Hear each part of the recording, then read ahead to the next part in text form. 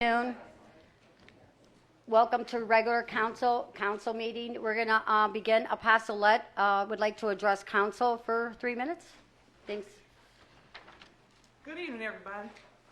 I left all my little cameras somewhere else this evening. It's good to see you all. I am in support of all of your legislation this evening. I have no quorums or questions about anything, and I hope you proceed to go forward. I would like for you all to do a tighter collaboration between legislation and the church. The 501c3 is supposed to be able to be a bridge that bridges the gap between the church and the community to meet the needs, and they have to go to, but it's not doing it. And as I was telling you before, and you all, and this hopefully this is the last time I'm going to say this, I was homeless for 22 years. None of my needs were getting met because people don't understand. And I know inside of the 501c3 is the 508. The 501c3 has some gaps that I would like for the legislation to review to see what needs to be tightened up so the church can meet the needs and to make sure that the church is doing what it's supposed to do with the funds and the resources. The other concern I have is I do like the fact that you are on top of your Children and Family Services Agency and your Health and Human Services in this county. I am currently suing Cuyahoga County Department of Children and Family Services, Marion County, Indianapolis, Indiana Department of Children and Family Services, and some others for negligence. My children could be dead right now because of their behavior, but I want to encourage you that if I can do something to support you, to show you how to keep these children alive and these families together, I am in the position to do so. I have no criminal record. I have not been on any drugs or anything like that. My faith has kept me, and my mind is fine, and I did not prostitute my body. So if I can be an advocate for you to support these people, to show them the more excellent way and a healthy way to maintain their family values, I would be willing to do so. Thank you for your time and your attention. You all have always been just so awesomely sweet. And if there's anything I can do, I will do it. And apostolate is one of my titles. My name is Pamela. So whichever one works for you, it works. And Pamela means all honey and a beautiful song. So I'm working on it, but honey can be kind of sticky too. Thank you. Apostolette. There is one motion. There are 16 first readings. There are 3 first reading passage requests tonight.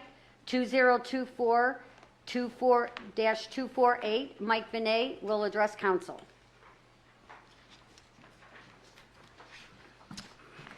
Thank you, council. Revisiting the August 8th rain event that you all have probably know so well about from your constituents. A large portion of the area suffered a 500-year storm event. Just to give you some probability on that, the occurrence of that happening in any given year is 0.2%. So it was a very significant storm event. Our Mudbrook trunk line, which handles a lot of our flow from the northern portion of the county, a 36-inch siphon sewer, was washed out from Mudbrook Stream rising and the velocity of the stream. Obviously, when we learned about this, we got on site right away. We brought in a contractor to assist us to bypass this system and make sure we were no longer discharging sanitary sewage into the Mudbrook Stream. That contractor is still on site and still working. There will be legislation forthcoming once that emergency repair is complete. However, in the meantime, we did submit a pre-application to Ohio Public Works Commission regarding this emergency. That preliminary application was approved for 60% funding. Obviously, for a full application, we need authorizing legislation, and that has to be within 30 days, hence the request for the first reading passage. We will continue to make the repair. I will continue to keep council apprised, and happy to answer any questions. Any questions? Yeah, thanks, Rita. If you'll turn your attention to the pictures that Mark is putting up on the, Mark, could you go back to the ones that, these are the 3, starting with the first, these are the 3 I got from Mr. Vinay. Mudbrook, and Mike, where does Mudbrook start? The pipe, not the brook itself, but but the trunk line. It starts just north of Canyon Brook Road, and there's a bar screen there. No, I'm talking about a route like to the east. Oh, that starts way up in like near Howe Road. There's portions near Howe Road that flow through that system as well, yeah. So it starts there. Now, if you would take me out there and show me where it starts, is there some sort of a pump station there or something like that? No, it's just a gravity system. There's a gravity system, there's a manhole cover there and There's a meter there and a manhole cover there, correct? meter, there's a building with a meter there? Okay. And so it starts there, and you told me that 82,000 homes and businesses? We did a calculation based on average daily flow through that system, which is 4.9 million gallons per day. And you said 36, but I thought it was a 30-inch. There's portions of it that are 30-inch upstream, and there's portions of it that are 36-inch downstream. So it's got to get bigger You're downstream. correct. And this portion of it was 36-inch? No, this is the 30-inch portion. This is a This 30-inch is a portion. 30, yeah. As it goes down to the bottom of the hill, it picks up in size. Of course. Well, could we see, I'm just kind of interested in where this Mudbrook starts, out there on Howe Avenue somewhere. Is it in Talmadge, or is it in, does it go out how far? out It Howe picks Avenue? up, so it picks up portions of Talmadge, Monroe Falls, the village of Silver Lake, the city of Akron, and Cuyahoga Falls. And where does it, So it sort of spiders out different systems. is that, it Yeah, spiders out yeah. that? Okay, I was wondering about that. And as it goes through Cuyahoga Falls, where does it? I'd have to, like, so I can get you a map that I'm kind of just- shows the alignment. Yeah, I'm curious. And so when was it originally put in? 1973. 1973. Was it replacing? Portions of it have broken before and have been replaced. There was a washout just north of this in 2003. Washout north of this in 2003. North of it or east of it? Well, east of it, I'm sorry. Yeah. Okay, so, Upstream is what I, all right. So now, I remember this many, many years ago, there was the whole southeast section of Cuyahoga Falls was put on sewer. It was, at one time, it was septic over there. I mean, that was like in the late 60s, early 70s, a big deal because people got assessed and so forth. So would that have Correct. been part of this? Is it when yeah. you replace it? Okay, so, and I hope everybody finds this as crap as interesting as me. John and I have had a lot of conversations about this. So, now how are we as far as how do we maintain this and make sure that this isn't going to happen again? So we're in conversations now with the property owner because that road is private. So And that, let me stop you right there, Mike. Yeah. If you go down Portage Trail toward the valley, you turn right on Northampton Road, there's the carpet store there and the Circle K. All right, you go down, turn right, Gloria, you go down the valley. Remember the doctor's house in the wintertime with the light? It's right there. You hang a left, and you drive down that road, and it's back in there. And then right there is a meter. correct. There's a meter. At the bottom, at the very end of the line, down in the valley, there is a Right by the meter. doctor's house, there's a meter building. It's a brick building. Correct. And then you go a little further, and you're going to see this. And this was completely covered with dirt prior to the event. Yes. Completely covered with dirt. So the rain was so strong that it blew the dirt and the road. There was a road there as well, and it blew that all away. And then it destroyed the pipe. Correct. What do you think destroyed the pipe? Was it rock? Oh, it was just the force of the water just washed it right out of alignment. It wasn't from the inside out. It was just from the force of the water Yep. that hit it. It took that whole embankment out and the road. That is a private road. That is owned by the same company that owns Timber Top Apartments. This road takes you down through Timber Top Apartments, to give you an idea. And so for how long did raw sewage pour into Mudbrook? Our estimation is 12 hours and about 2.5 million gallons 12 hours? before we learned of the break. That is actually a relief because I was thinking it was, I don't know how they got out there that fast and did it. And Yeah, we found out the next afternoon. We got a call from someone at Timber Top. We immediately responded, and we immediately started to try and bypass as much as possible. But our report, our SSO report that was submitted, we guess, and it's only an estimate, right?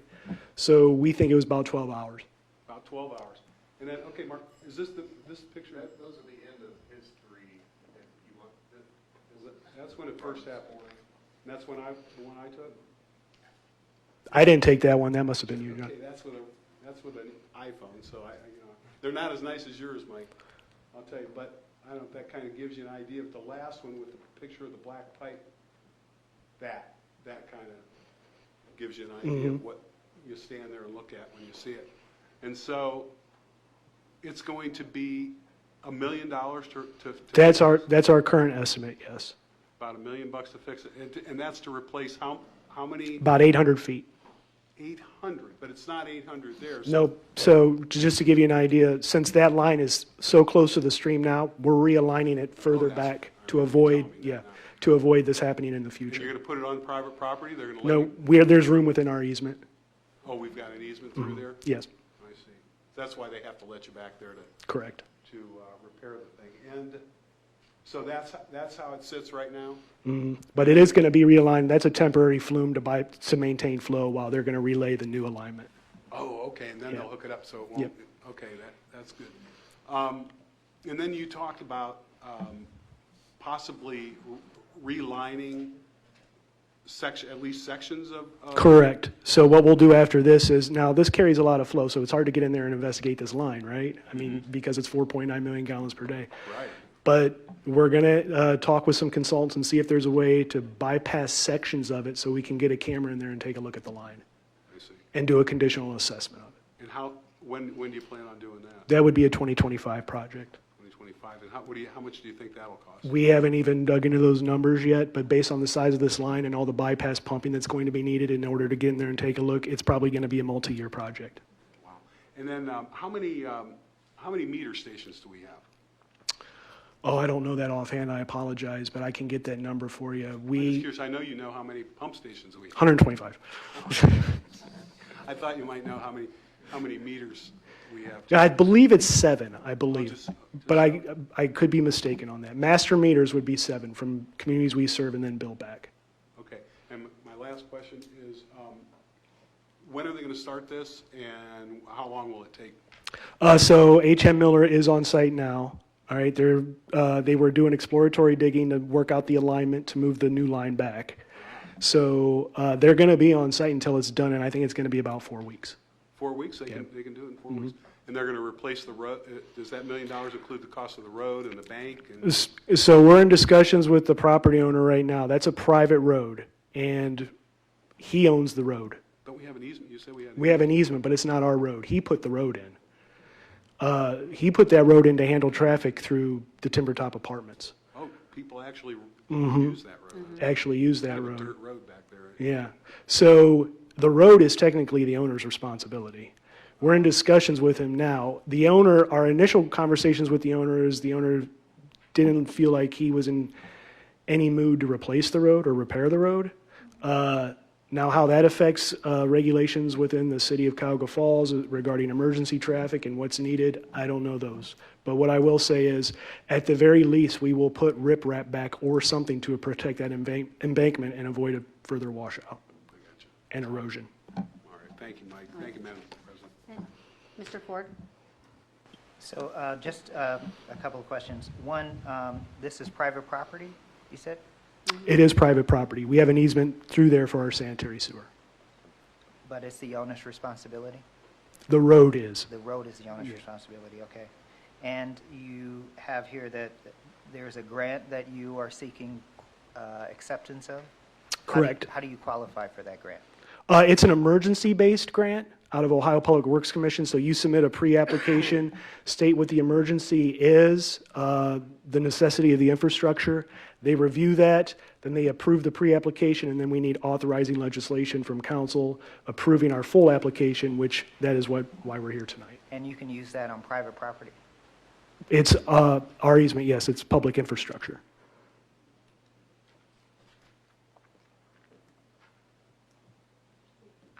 Oh, Ms. McKinney? Thank you. So it looks like if we get approved from the OPWC, much of this would be covered, but can we get an update on the status of our request for emergency, declaring a state of emergency for August 8th? Has that been, received an answer on that? And if so, would that help in this case and with residents? We have received the response, and it is a no, because the per capita damages for our residents did not meet the threshold that the state sets, sorry. Tommy would be the person to ask the specific questions of what that threshold is. I'm not entirely sure. I know that he will give an update on tomorrow's call. The update calls that we do for the communities and the county electeds as well. But there will not be any specific relief provided to individuals. And this repair was submitted as part of that package. Mike, my so only this was- question, oh, sorry. I'm sorry, so this was specifically being able to be granted because you have an easement It's an emergency repair to our public infrastructure. because you have an easement, because it's on private property, Correct. but you have an easement, so you can Yes, the easement gives us, you qualify for this particular grant because there's an easement on private property. well, we qualify because we're a public utility provider, and the easement just gives us rights to go onto the private property to maintain our infrastructure. Gloria. Mark, how is the sewage being handled now? What is the temporary fix? So Mark, if you go back to one of the earlier pictures, right there. So that's a temporary flume that was installed to carry the sewage from the beginning break point to the end break point. That's temporarily installed and being supported. And then if you look in the background there, there's 2 additional bypass pumps that are also carrying flow downstream. Wow. That's how I have to know. And how long has Timber Top been in? Ooh, I couldn't, You were there, this was put in, you said initially 70, 73. okay, and I can't recall when Timber Top was built. It was one section, then another section. Yeah, I couldn't answer that, I'm sorry. And that was my question about the owner. Is the owner like working, pretty well with you guys, or? We've is he had, giving you a hard time? No, not a hard time. We've had discussions with the owner. Obviously, the owner is going to make a decision about the road. That's their responsibility. We'll continue to have those discussions and see what path they want to take. Right. If you're ever up in there, that's kind of a tight situation, all up in through there. Like I've been all up and through there, and it's very tight. That whole area. You actually need that another entrance in and out. And if I'm not mistaken, there was a fire there at one time, and something, the building caught on fire. The apartment building. You would probably, Thanks. Oh, I'm sorry. no, go on. Oh, what's that going to do to your budget, the $400,000? Well, nothing's great for our budget, but we do, in our annual operating budget, set aside some money for emergency repairs. So this, just in case something like this were to arise, and there is still some funds in that line item. Very good. Thank you, Madam President. Yeah, thank you. Is there any further questions? Thank you, Mr. Benet. Thank you. For the update and the slides. That's nice. Thank you. Next is Ms. two. Rogers, Oh. I'm just looking at the tax parcels. At least one of these parcels with the buildings was built in '84, Timber Top. I think so. Thank you. Is there any further questions? Moving on, 2024250. We have Andrew Berry here to address council. And John, you're okay with that, correct? I got it all over me. Oh, look at it. Good afternoon, Council. Andrew Berry from County Executive Shapiro's Department of Law and Risk Management, here on behalf of Brian Harnack. So 2024-250 is a lease agreement with Indus Pad. They own the property that is on this first page of the papers you're getting, 450 Grant Street. This property is actually home to Environmental Design Group and several other offices out back. The property is leased to EDG and owned by Indus Pad, the landlord.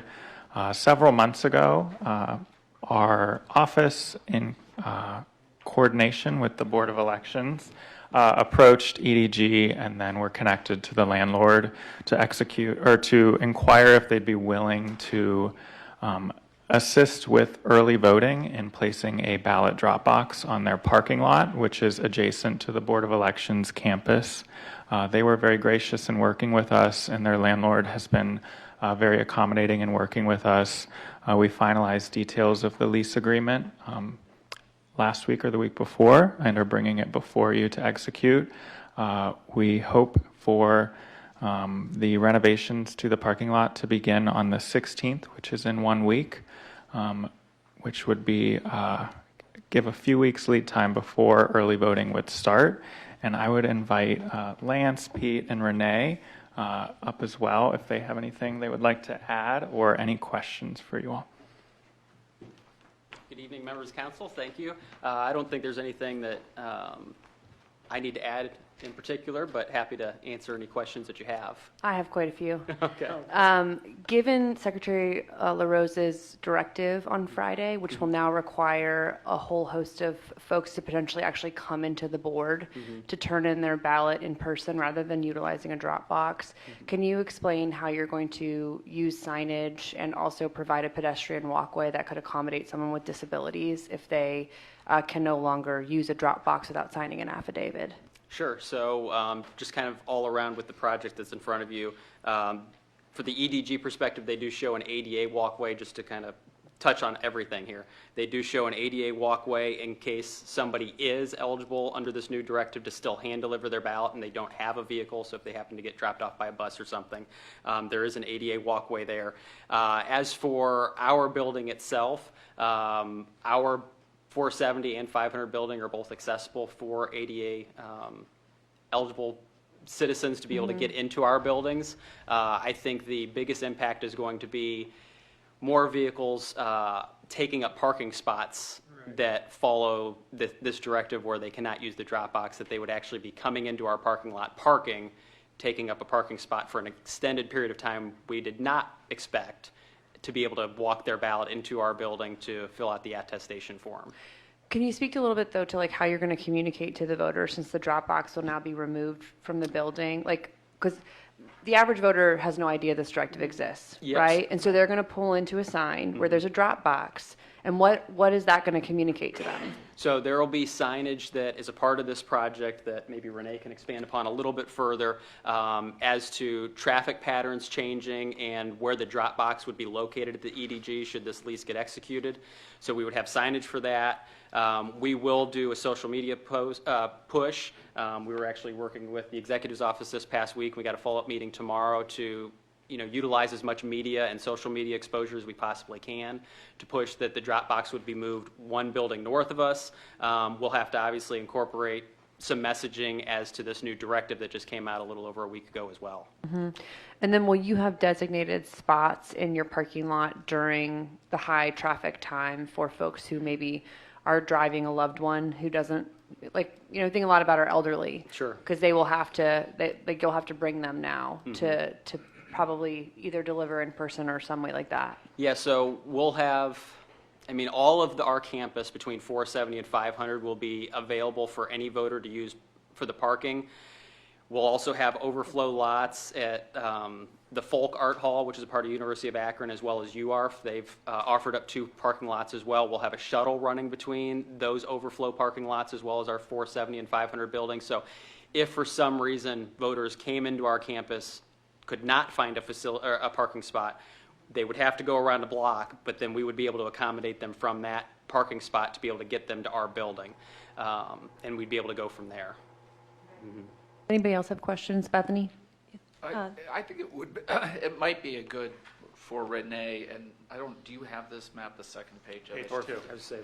It might be good for her to kind of go over what the overall plan is with traffic flow and parking. This is something that we, along with the Board of Elections, EDG, the Sheriff's Office, and the City of Akron have been working on plans, and the University of Akron as well, in relation to signage, traffic flow, and everything else. So Renee, take it away. Yeah, so we did the traffic study to understand the quantity of people that would be coming, approximately what time, what the capacity would be. I coincidentally work at the same building at EDG, Environmental Design Group, but that's separate. But what we determined was in the 4 weeks before voting day, during the early voting period, the highest capacity would be in the fourth week, usually around Thursday, Friday, and then at lunchtime. So we used that as sort of our peak hour. And then we did some analysis to see what would best work. So moving the ballot box onto the 450 Grant Street property at least separates that kind of traffic for ballot drop-off and then early voting or handing in your ballot to a person. And then the only way we could have some sort of traffic flow during that peak period is right in, right out. So if you're looking at the second sheet, you would have to approach 450